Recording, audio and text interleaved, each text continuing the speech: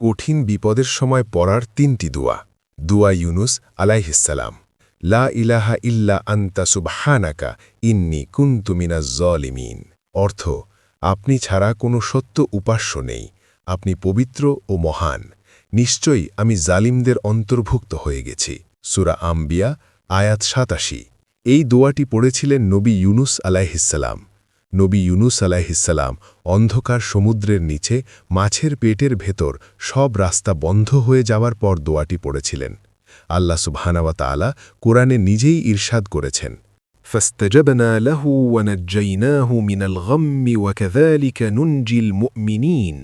অর্থ, অতপর আমি তার ডাকে সাড়া দিয়েছিলাম এবং তাকে দুঃখ কষ্ট থেকে উদ্ধার করেছিলাম, আর এভাবেই আমি মুমিনদের উদ্ধার করি। সূরা আল আম্বিয়া আয়াত ৮৮। লক্ষ্য করুন, আল্লাহ সুবহানাহু ওয়া তাআলা বলেছেন, এভাবেই আমি মুমিনদের উদ্ধার করি। এটা শুধু ইউনুস আলাইহিসসালামের জন্য না, আপনার জন্য।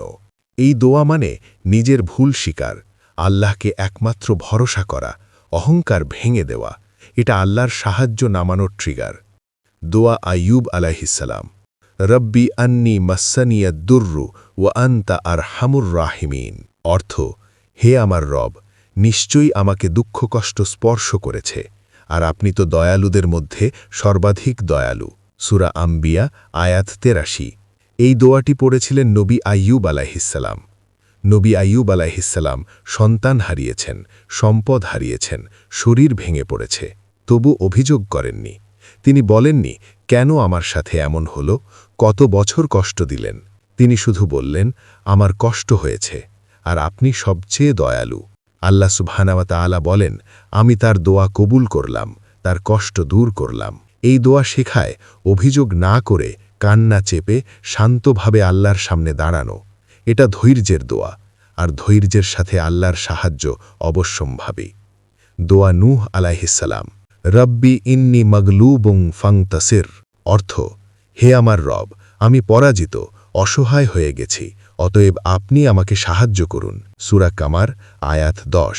এই দোয়াটি পড়েছিলেন নবী নূহ আলাইহিসসালাম।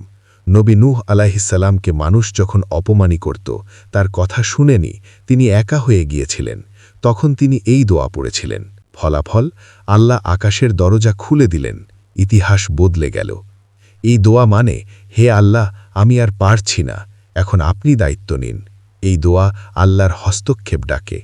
এখন আপনি বুঝেন এই দোয়াগুলো কতটা শক্তিশালী। ভাই ও বোন, সত্যি কথা বলি, এই ৩টি দোয়া নবীদের সবচেয়ে চরম বিপদের দোয়া। কোরআনের সরাসরি দলিল সহ আল্লাহ নিজে কবুল করার ঘোষণা দিয়েছেন। এর চেয়ে শক্তিশালী দোয়া এই দুনিয়ায় খুব কম আছে।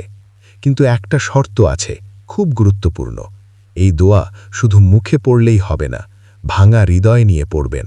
যখন আর কোনো ভরসা থাকে না, তখন এই দোয়াগুলোই ভরসা করে মন থেকে পড়বেন। আপনি যদি খারাপ অবস্থায় থাকেন, এই দোয়াগুলো আপনার জন্যই। আজ থেকেই পড়ুন, ফজরের পর, তাহাজ্জুদের সেজদায়, চোখ ভেজা অবস্থায়। এই ৩টা দোয়া। সময় লাগতে পারে, কিন্তু আল্লাহ দেরি করেন, অস্বীকার করেন না। মনে রাখবেন, আপনি একা নন, আল্লাহ আপনার সাথে আছেন। এই দোয়াগুলো শুধু নবীদের জন্য ছিল না। কোরআনে আল্লাহ সুবহানাহু ওয়া তাআলা বলেছেন, এভাবেই আমি মুমিনদের উদ্ধার করি। আপনি যদি মুমিন হন, এই দোয়াগুলো আপনার।